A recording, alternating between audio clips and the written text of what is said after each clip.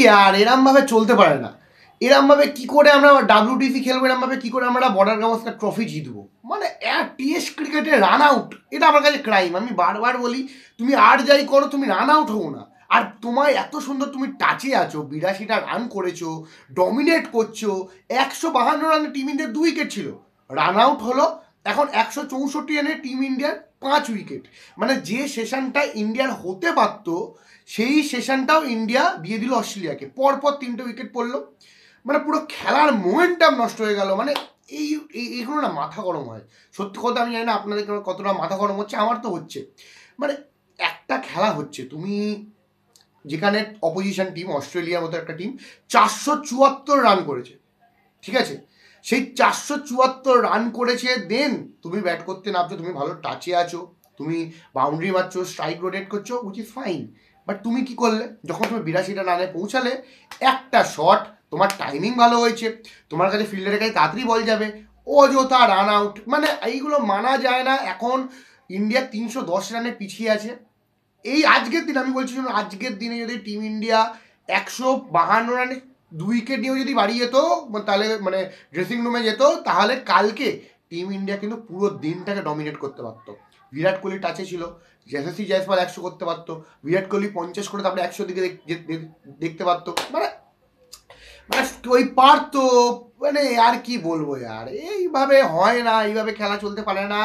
একটু তোমাকে টেম্পারমেন্ট রাখতে হবে, একটু তোমাকে ধৈর্য রাখতে হবে সব খেলাতে। আমি কে বোঝাবো, বাট অ্যাজ আ ফ্যান তো বলতেই পারি যে এইটা ভুল হয়েছে, এইটা ভুল হলো। বিরাট কোহলি আরামসে বল ছাড়ছিল, 86টা বল খেলে ফেলেছে বিরাট কোহলি, 86টা বল এই টেস্টে। মানে 100টা বাদ দিয়ে এটা করেছে, তারপরে 86টা বল করেছে, 36টা রান করেছে। দেন ওই হয় না যে বিরাট কোহলি ভেবেছে আমার দোষে হয়তো রান আউট হলো, দেন একটা 4 মেরে সে প্রেশারটাকে ক্রিয়েট করতে মানে ভেবেছিল আমি সরিয়ে দেবো, বাট ওই আবার সেই স্কট গোলান্ডের বল, অফ স্ট্যাম্পের বল, যে বলটা ছাড়ছিল সেটাতেই উইকেট পড়ে গেল।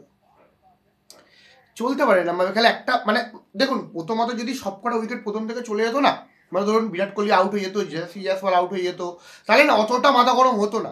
বাট 152 রানে যেখানে তোমার 2 উইকেট আর মাত্র আধা ঘন্টার খেলা বাকি, সেখানে তুমি 5 উইকেট করে দিলে, একটা মাত্র বল, সেটা রান আউট।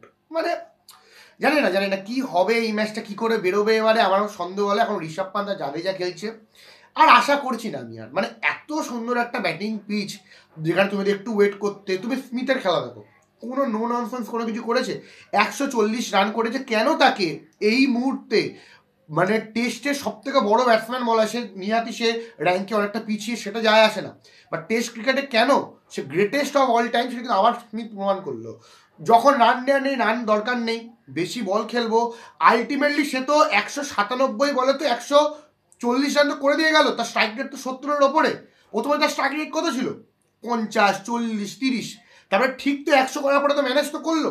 এইটাই জয়সওয়ালকে করতে হবে। ইয়াং প্লেয়ার, এক্সপিরিয়েন্সের সাথে আরও বুঝবে, বাট আমি সত্যি বলছি এইটাতে আমি হতাশ।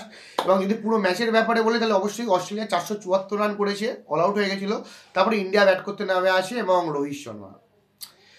আর মানে আমি বলছি, এটা যদি রোহিত শর্মার জায়গায় অন্য কোনো প্লেয়ার থাকতো এতক্ষণে অনেক কথা চলে আসতো, বাট রোহিত শর্মাকে নিয়ে কেন কথা হচ্ছে না, রোহিত শর্মার ফর্ম নিয়ে, তার জন্য শুভমান গিলকে বসানো হলো। অবশ্যই শুভমান গিল যে সেরকম টাচে ছিল সেটা নয়, রোহিত শর্মার থেকে তো বেটার টাচে ছিল। KL রাহুলের পজিশন চেঞ্জ করা হলো, প্যাট কামিন্সের বল, আবার সেই রোহিত শর্মার উইকেট। আলাদা করে কিছু বলার নেই। আমি জানি না যে মানে সিরিজটা শেষ হওয়ার পরে হয়তো আমরা আঙুল কামড়াবো কিনা, বাট হয়তো সুনীল গাভাস্কর যে কথাটা বলেছিলেন যে রোহিত শর্মা যদি ফিরে আসে তাহলে অ্যাজ আ প্লেয়ার ফিরে আসুক, অ্যাজ আ ক্যাপ্টেন নয়, হয়তো সেটা সত্যি হতে চলেছে। মানে যেটা বুঝতে পারছি এই সিরিজ নিয়ে বা এই ম্যাচটা নিয়ে তো আমার সেরকম আমি আশা দেখছি না, কারণ আজকে একটা কমফোর্টেবল পজিশনে ছিলাম ভাই। সত্যি কথা বলতে আরামসে আজকে ম্যাচটা বার করতে পারতাম।